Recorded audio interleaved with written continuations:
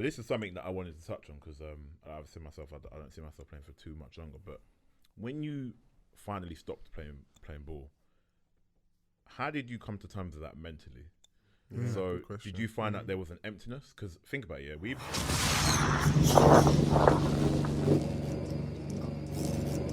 welcome back to the X's and O's podcast. It's been a minute. I don't know about you, but it's nice to be sitting in the sofa again, man.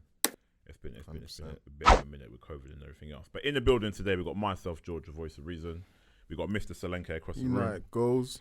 We've got two legends. That's right, two legends in the history of the game. They're loving it. Blessing us with their presence. They're loving it. Obi and Bish. What are you saying, guys? Everyone good? Yeah, we're good. Yeah. Chilling, brother. Yes. Yeah, man. We want to talk about life after ball. Yeah, because the sport, it doesn't go on forever. We're only human. Like, you know, you're one arm break away or leg break away, touch wood, from a season-ending injury. But there is more to life than ball, technically. I know some people don't want to hear that because when you're in and around football or ball, whatever you want to call it, it's the only thing that matters. Yeah.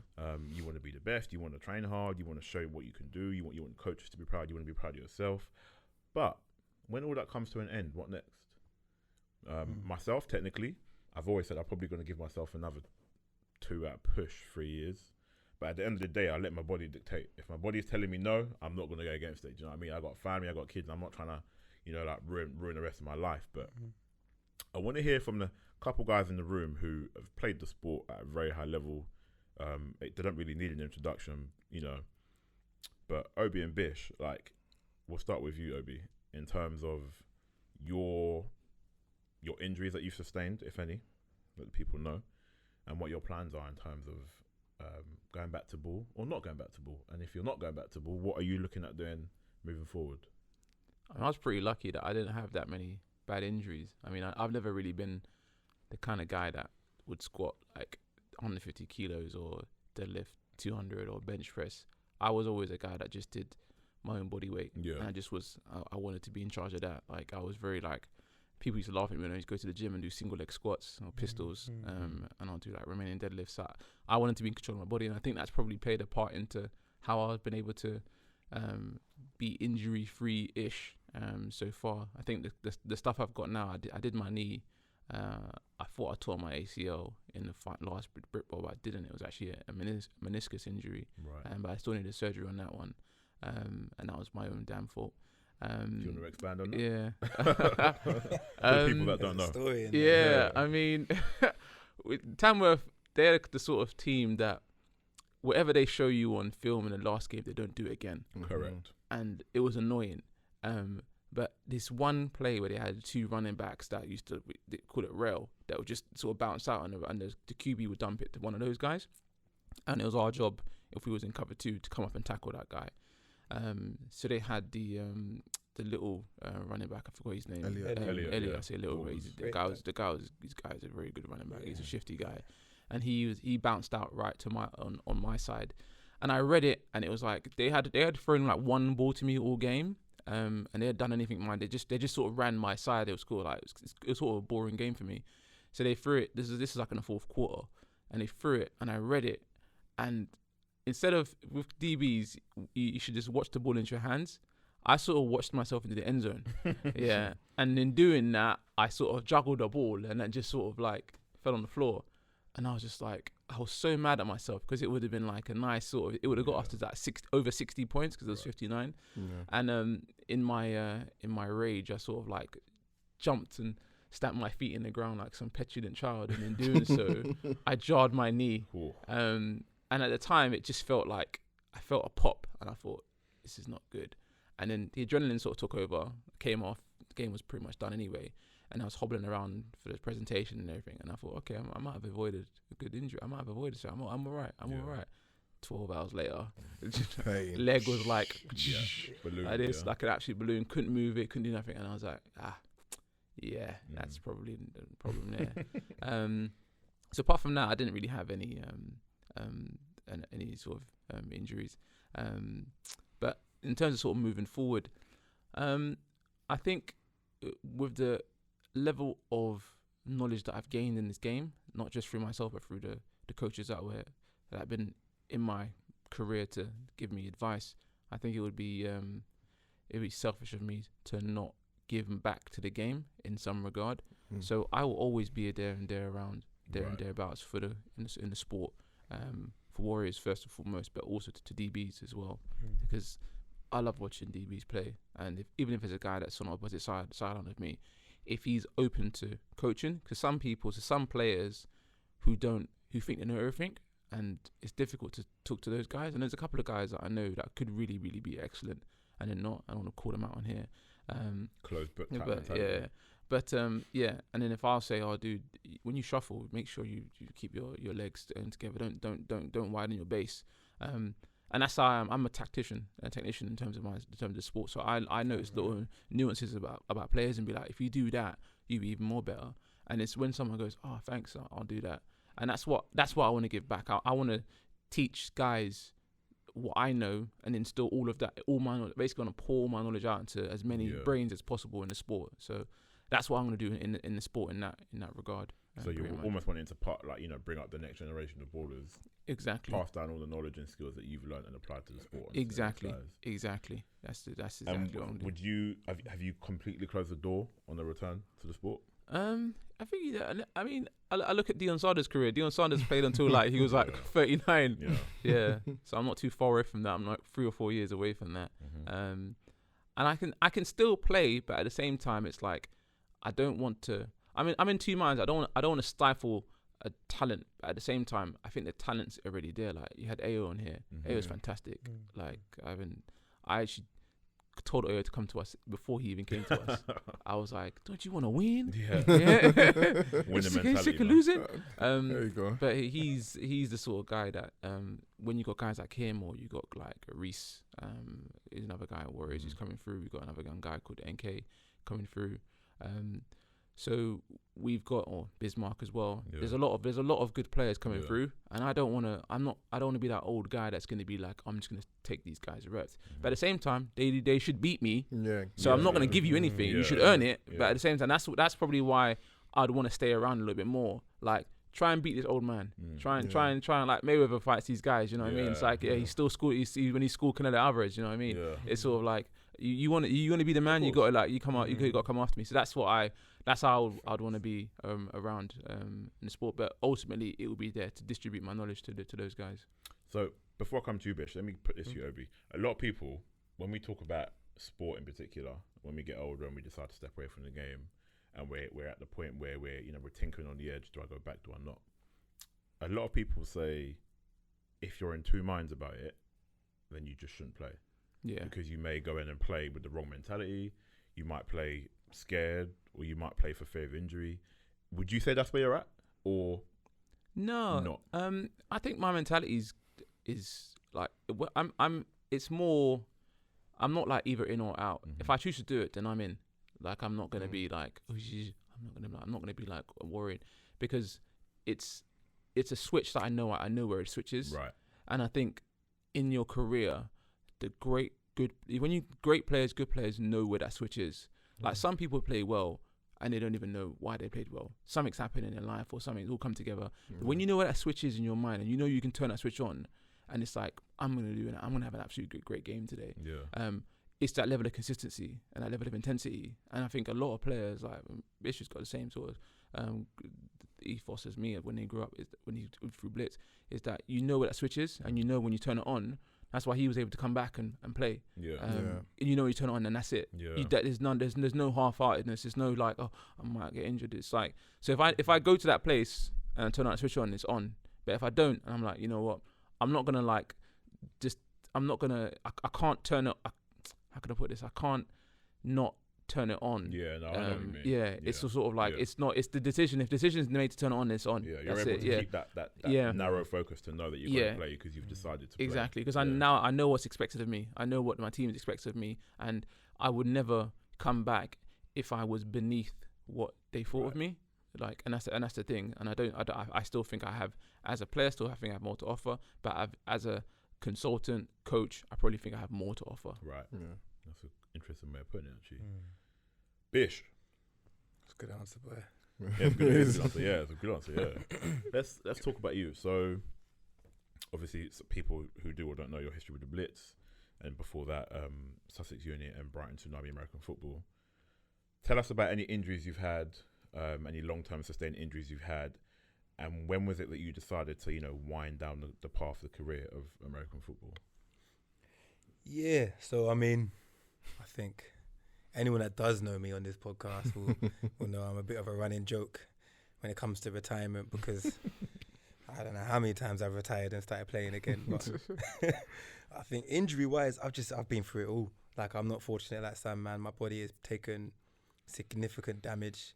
I think maybe it's in part of just the position I played and the way I chose to play it. Like, my ethos was always never run out of bounds, right? Yeah. Like, if you got a guy in front of you, either hit him or he hits you, but never run out, right? You got to make a choice.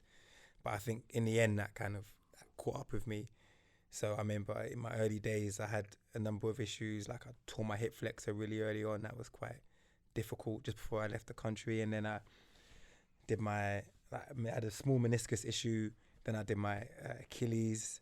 And then my biggest injury, when I was at a GB practice, of all things, just a practice, just a 2-a-day, went down, fell down on my arm in a regular pass protection drill, snapped my arm in half. Mad. And so that was the first time I retired. Well, that was the first time, I guess I should say, I really thought about the long-term implications of playing a sport like this, and started thinking more forward in terms of what the rest of my life was going to be like. And I didn't really want to be that guy that just hobbling around at 50s, those years playing football, man. I don't want to be that guy, so I had to start thinking about what my life would be like. And but I mean, in the end, like I said, I was a running joke. I ended up going back. It took me a year and a half to recover from this injury. It was brutal. I broke both bones in my forearm, couldn't move my hand and them fingers in my hand for 6 months. It took rehab and just pain to get through it, and the surgeries that it took to recover meant I had no muscle mass in one arm, a very normal muscle mass in the other. I looked like a weirdo, bro. I had to go to the gym in long sleeve, as ego destroying, fam. But I think, all of that together, it's like what Sam says, man. If you still think you have that switch in you and you still feel like you have something that you can prove, something to show. And as much as we talk about ego, football is about ego as well, isn't it? It's about trying to just be the top dog in the whole thing. And I still feel like I had something in there, and I feel I didn't want to retire before I knew I'd given every last ounce of what I knew I had in the game, and that's what I wanted to do. So those last few years, man, we had a good run. I remember we had a good run, man. We were supposed to win that Britball against Tamworth, and we just we shot ourselves in the foot, bro, and that will live with me forever. But those last few years, I think I gave everything I physically needed to give. And now I'm chilling, man. I don't really have any desire to play football. It's like Sam says as well, I still want to be a part of some of these young guys' lives.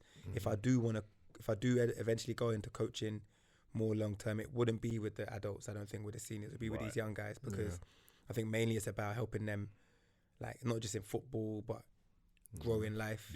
And football is a good vehicle to helping you understand who you are as a person. Definitely helped me. But I wouldn't want to, I don't know. It's difficult to be a coach. Because if you still think you can ball, then you can't want to see those guys. Like, get out of the way, man. Give me that pad, man. Go Aiken. But to be honest, I think I'm past it. And I found new ways of training my athleticism and staying healthy that will serve me better in the long term, So this is something that I wanted to touch on, because I don't see myself playing for too much longer. But when you finally stopped playing ball, how did you come to terms with that mentally? So did you find that there was an emptiness? Because think about it, we've been balling for years, double digits, You've been through it all, injuries, the highs, the lows, everything, When you play ball, you're training in the gym as often as you can. You're training with your team probably 2-3 times a week if you're Warriors, maybe classroom sessions, video, everything, right? Playbook study. When you remove that aspect of your life, to me anyway, there's a big hole, because now all of a sudden you ain't got the camaraderie with the guys, the team. You're not studying no playbook. You're not watching no film. You're not hitting no one. You're not doing no training for your particular sport, right? So did you experience any of that, mentally? And how long did it take, or how did you figure out what you were going to use to plug that hole? And what is the plug for that hole? So I tell you what, right? Football, Good question. in the UK, it's a great question, but football in the UK it's a cult. Yeah. Right? Like, when you're in it, it's like everything. Yeah. Everything. Like, you practice for football, you talk about football, you watch film every day. On Sundays you watch NFL, then weekdays, Saturdays you watch college football. You talk to all your member football players. Like, you arrange your social life around football. And then when you're out of it, it's like going cold turkey. You know, like you don't have that anymore. Like you don't, because it's really so insular. So no one, like, we get fans to games, whatever. Like, but once you're outside, no one's really talking about, you know, Blitz Warriors. Other than that one TV show it had as a quiz question or whatever, right? But but like, no one's really talking about it. So like when I left, man, I did feel empty, and I did feel like I lost like the camaraderie, the level of like leadership I had in my team that I played for as a captain. Like, I felt like I was on top of something. Like, you know, I was in control of this ship. So you lose all of that, and then your life starts to become. You get into that mundanity. You're going to work. You're getting social stuff on the weekend, hanging out with the girlfriend, like, all lovely stuff, right? But like, we always had this thing, like, and I missed it, and that's why, So you're talking about how I filled that gap. It kind of happened really organically, man. Like, I remember I was just going through the paces, going through the motions. I was going to the gym. Didn't really have no purpose in the gym anymore. Like, squatting is just damaging to my body now. Like, everything else is pointless. Ego, and I didn't care about. I wasn't one of them guys that's in front of the mirror doing bicep curls. You know, I'm training for purpose, like, and so I felt like I lost that. But then I knew a couple of guys in the gym, and they were just like, "Yo, like," because I was teaching them to do plyometrics, box jumps, and all that jazz in it. And they said, "Listen, like, on Saturday we do like this, like calisthenics. Come join us in it. Come do some muscle ups and whatever." I was like, "But I ain't doing no damn muscle ups. We're 100 kg, but we're talking about, bro." But I must say, they kept gassing me. Like, and a couple of guys I trained with them as well. So I said, okay, let me go try it. I was like, a group of like 5-6 man at the time. And I just go, they kept gassing me. They do all this content and filming and stuff. So they must have gassed me into getting this muscle up. So I got my first one. It was awful, so ugly, bruv. Like, but I got over the bar, and I was just so like content with myself. And everyone's down there just shouting and screaming and gassing you up. And I gave me that instant. I got that adrenaline, that drug. Like, I was back in the cult again, you know. Like, and I'm back in something, and I felt included again. Not like, you know, I needed something, but it just, I didn't realize how much I missed playing football and what that routine of having something was.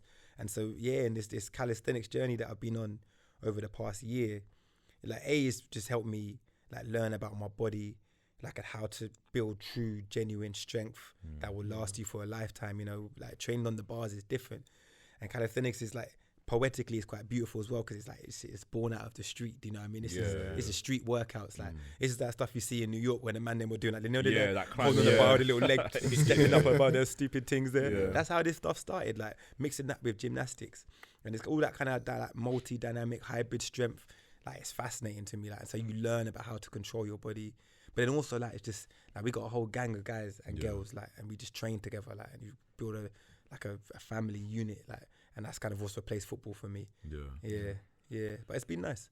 It's crazy because, like, you can kind of relate it to the NFL in some aspects, or any kind of sport where you hear about A, B, or C athlete who have left the sport for whatever reason, and I haven't managed to find their it yet. When I say it, their plug or their replacement almost, because I just think when you've been through something for so long, for so many years, like you mentioned structure, it's a part of your life naturally. You still go to work and you do these other things, but this sport that you've been a part of, this attachment, this group, the cult, like you say, when you're removed from that totally, there is the emptiness, and you may not be searching for it directly, but without you knowing, you're searching for something to fill that.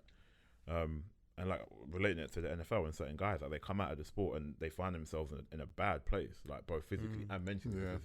And it's not through any fault of their own. It's just naturally, when you're so used to being a part of something and now you're not a part of it, what do you do next? Like, it's just, and if we come back to Britball, okay, we know we don't get paid for it in this country. It's not a lifestyle here.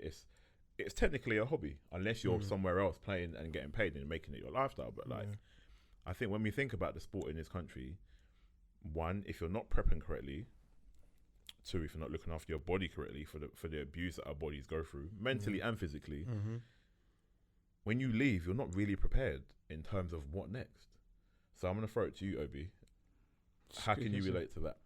Yeah, I mean, it's 10 years of my life has been Warriors. So it's like, you finish the season, you get like 3 months off. You start preseason and then go again, and you go again, and you go again.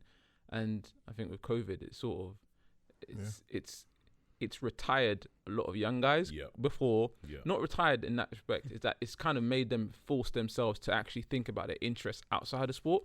So a lot of people have had to sort of listen internally and see where their interests lie. Because you're right. I mean, I used to, like, you touched on mental health. I used to see like footballers, and they would literally they should drop off, or NFL players, or anybody who's done any competitive sports at a high level would drop off after they finished the sport. Like, you see pictures of them and you think, that's not the same guy.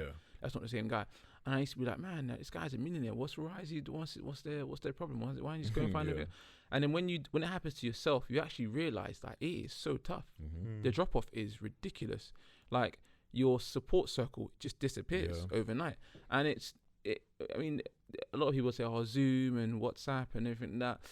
It's not the same. No. It's not the same. And I can see why, like Bishop, about empathy. You can become empathetic towards certain people's struggles, because then you can start seeing, I can see why you've gone to that place, because you haven't filled in that void of something. And I think that's people will try lots of things to fill the void, and some of them are not good. Drink or drugs or anything else. It's finding something to put in that. It's not going to replace it. It's just something different on the same lines. And I think that's probably a lot of people just trying to, like, you can't replace what American football does for you. No, you can't. It's just you just can't. It's its own category.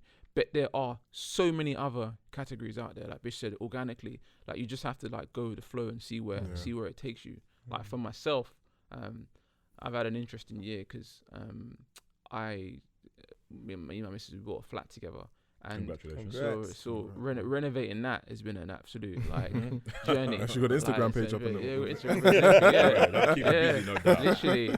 So like, and it's like, it's learning a whole different field of what builders are like, contractors, and what's a good finish, what's a poor finish, managing people, because we decided to do it ourselves instead of like paying a project manager to do it. So I'm basically the project manager. So the journey I've been on the last sort of year, I've had more than enough on my plate to fill football. Trust me, I've had more than enough on my plate. So that's been keeping me busy in that regard, and that's sort of like, that's an interest I like. I like property. I like development. I like renovation. I like stuff. I like that sort of stuff like that. So it's now sort of like putting me in a position where like now people are asking me for my advice. Like, just like friends or family or people was getting, speak to Sam, he knows he done something like this. So it's like, now I'm talking to my friends, I'm like, you need to do this, you need to do that, and I'm listening to myself thinking like, who's this guy? Like, who is this guy? Do you know what I mean? And it's just from a passion, because it's like, I don't want people to, because the journey I went down was like, I didn't know what I was doing. I was like fairy eye, like, oh my god.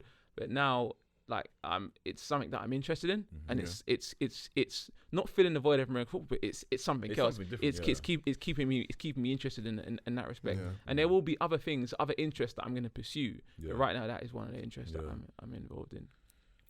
So, Lanky, I want to ask you as well. Like, we ain't immortal, man. You know, like, I've put it out there many times that I'm not going to play for much longer because I'm just getting tired of the whole thing. But like, when ball comes to an end, however long that is for you, is it even something you've thought about not playing ball? Nah, you haven't even thought about it. I haven't thought about it, and I don't want to, because it goes with his ball in it. I just don't want to, because like you said, like, and I think what you guys have said is brilliant advice. I'd rather that void is filled naturally, because if I start thinking of it now, I'm just gonna think, damn, what am I actually gonna do with myself? I'm gonna go to work.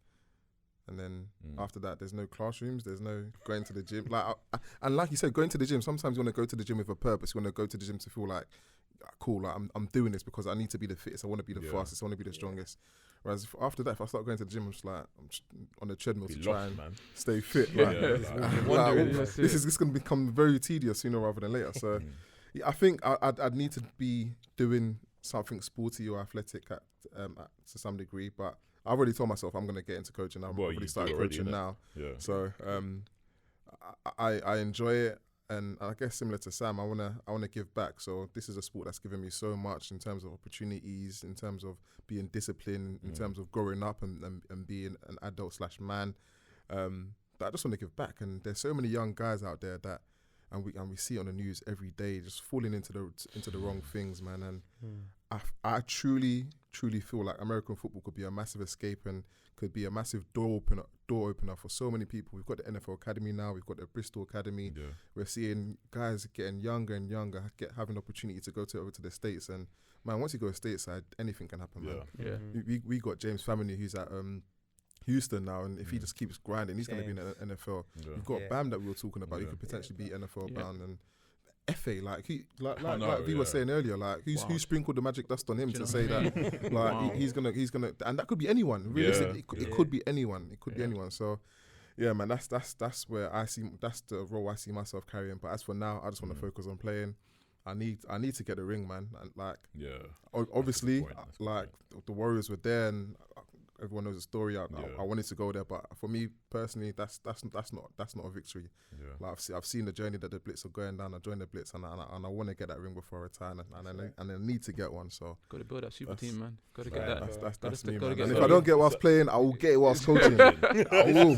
Good point. So two things off the back of that. Yeah, two things, and this goes for everyone apart from. Well, no, yeah, you've already experienced it. Yeah. You guys, anyway. So two things. First thing being, you mentioned the rig. Yeah.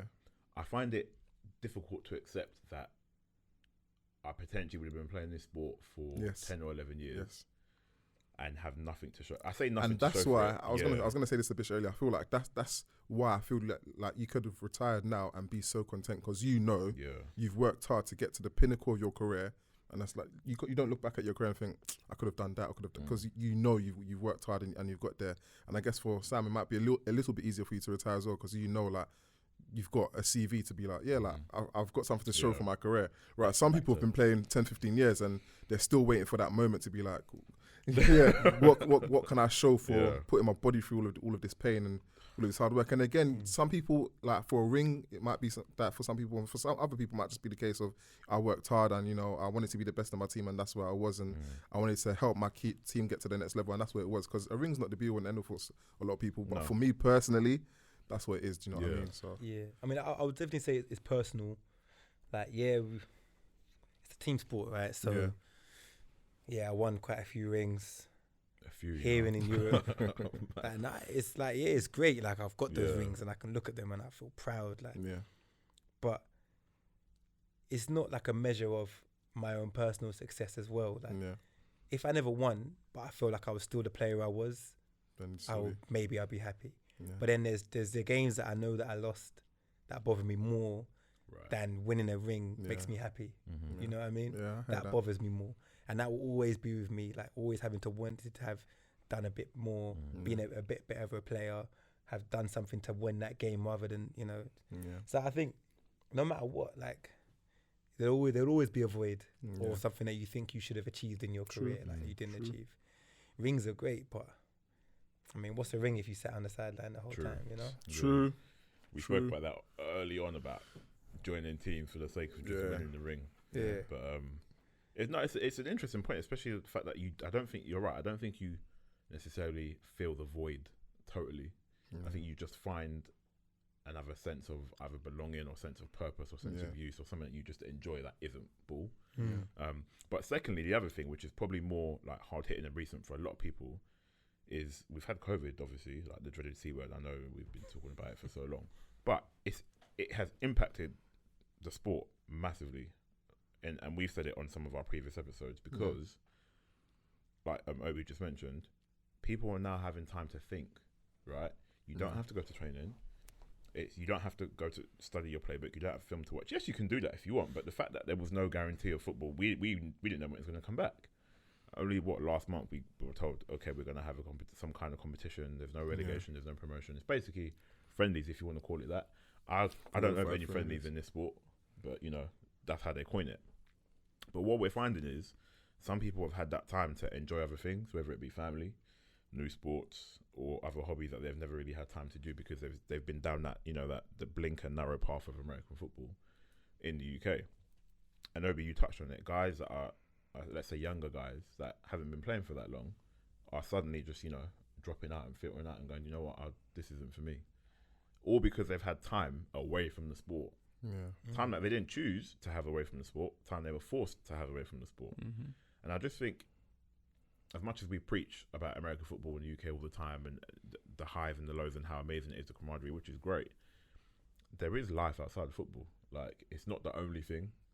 And I think where people have been forced to think about that, it's shown itself in so many ways. Like, so many, our previous episode was about the same thing. Like, people are stepping away, and there are some parts of the community that sort of look at that with disrespect and look at it to say, what are you doing? Why are you quitting?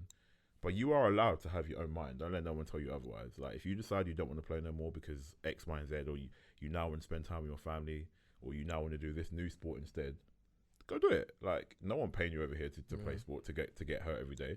I guess it's just like, you have your own mind. You can have your own thoughts and feelings. Like, as much as when you are in the sport, like we said, it is everything. Like, I know for me, like, throughout the whole of lockdown, I was finding every way that I could train possible. I was going to track to sprint. I went and bought some weights because I didn't want to drop off at all. I just didn't want it to happen because I wanted to.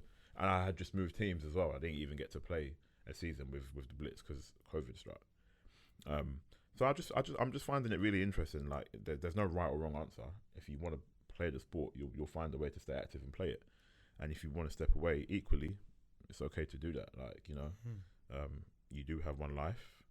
And if you spend it getting better than that and you don't have nothing to show for it, that's all well and good. But there's ways you can go down. I'm just very fascinated by that. And we spoke about it. We've been speaking about it in our groups with different people. Like, we were interested to see how this season pans out, for that aspect in particular.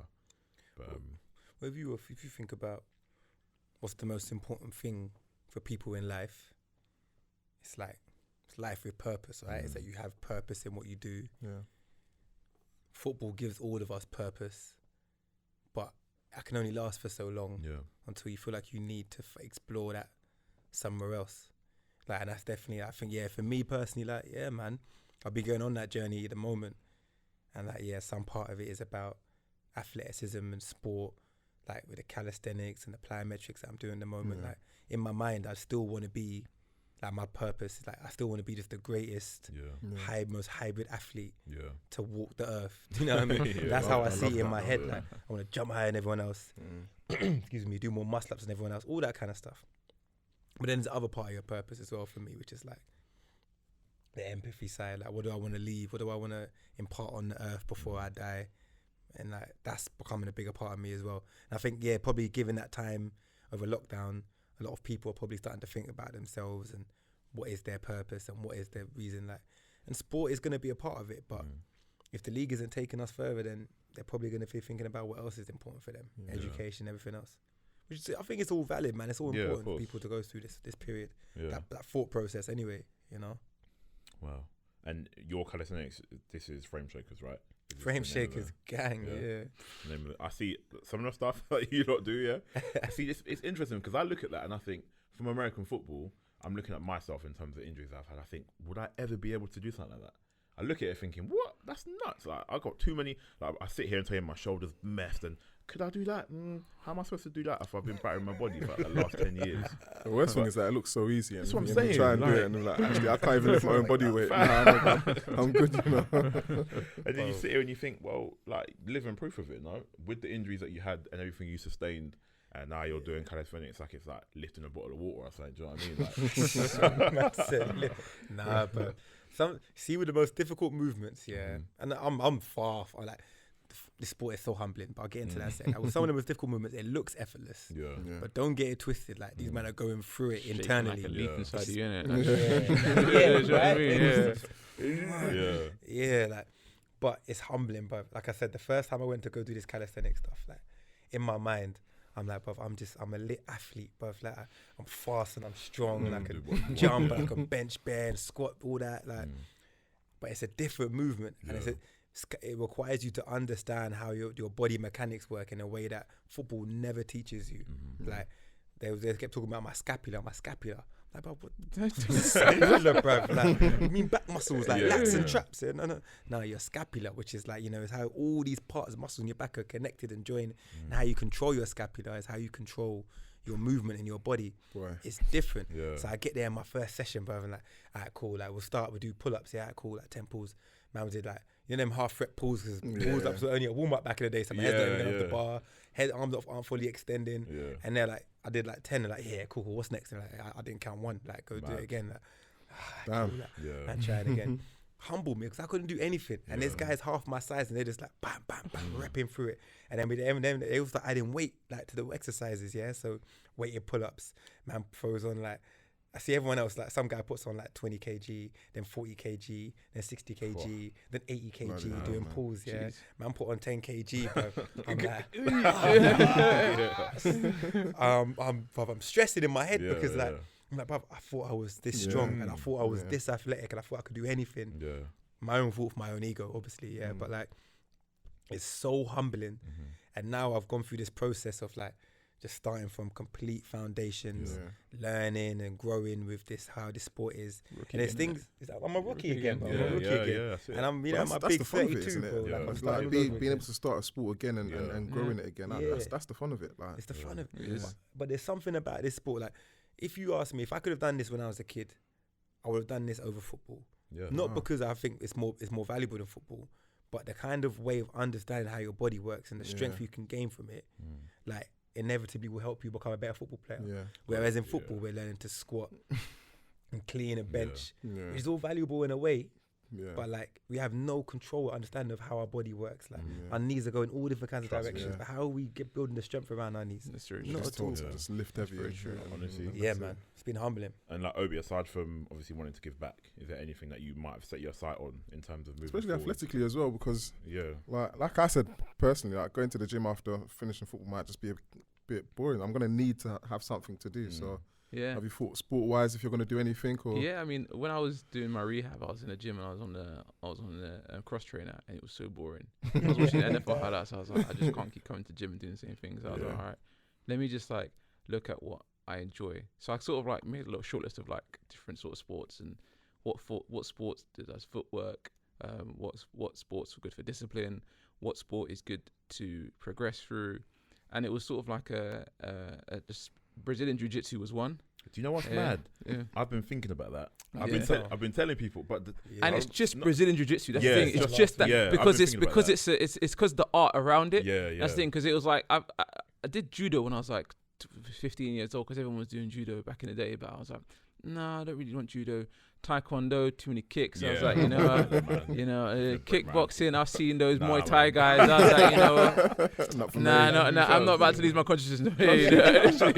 Literally. So Brazilian Jiu-Jitsu was good, and I was like, all right. But then I remember I did fencing like about 20 years ago. I don't know how old I am, and I loved it. And the thing is, it's weird because our school, we went to this like a PGL thing where they introduced like inner city kids to sports, and these sort of sports we never really did. I mean, even back then, inner city kids never did rugby.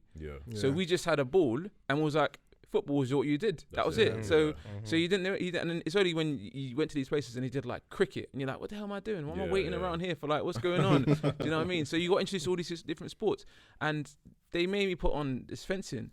And I remember I was bossing it. I was like, what, 15 years old, and I was like, I was bossing it. And it was like, after it was like, all right, cool, no worries, there you go, and then you're on your way. And there was no avenue. I enjoyed that. Like, there was no avenue for me to get into it. Like inner city guy, the F-State. There was no like, oh, let's go and pick this guy for Olympics. Do you know what I mean? So I thought, all right, let me go back into it. And I remember watching like James Bond Die Another Day, and I was like, that was like that scene in the beginning. And they're like, on guard. Like, you're a gentleman, let's go. Do you know what I mean? On guard, you know what I mean? And I was like, that is so cool. And it's like when you see a black ice hockey player, it's like you're gonna see a black fencer. You know what I mean? You know what I mean? And it's one of them sports where even this is how much I go to research. So there's guys who make their Olympic debut at the age of like 47, 48, because it's a sport about the mind and about your footwork.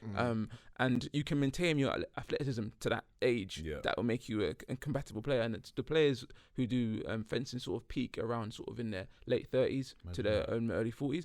So I was like, you know what, fencing, and then I found a club. I was like, cool, no problem. In Holborn, I was like, ready to go. And then March 22nd, 2020, they were like, don't come back to office anymore. I was like, but what about fencing? So yeah, but yeah, definitely when everything sort of settles down again, that's something definitely I want to do because I've gained all this footwork, all these ladder drills, and I was like, I need to put it to I need to transition to something else, man. So Well, you said they debut at 47. I might join that, man. You know? Go represent Nigeria at the Olympics.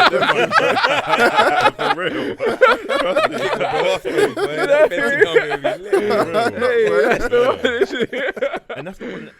It's not one of the sports you see out there like that, like you're saying. So like, I don't see. And actually, now that you mention it, I remember seeing it on the Olympics, and it tends to be like older guys or older athletes anyway. But like you said, it's a lot of like mental reps and agility, footwork, things that you can keep active. I mean, my one thing about Brazilian Jiu-Jitsu is I was just thinking about the contact. So obviously, I've been doing it for so long. I'm not about to go doing that again. My joints are already screaming. Do you know what I mean? Like, but yeah, man, I think there's a lot to take away from this one. Yeah, a lot to take away from this one. Like, even if I'm not trying to sit here telling you not to play ball. That's not what I'm saying. But if it makes you think twice, don't ignore it. Basically, think about it. All right, question before we go: who would you guys like to see on the show? I could answer that. Let me go first. I'm gonna say, I'm not gonna say who you man want me to say. I had a little conversation off. I don't talk about that man. So I'm not gonna say that now. Andrew Stedman.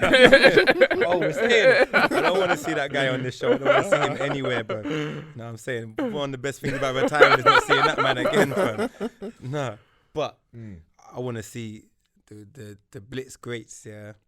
So my brother Leon Wills. Yeah. See Leon, like. Talk about life after football.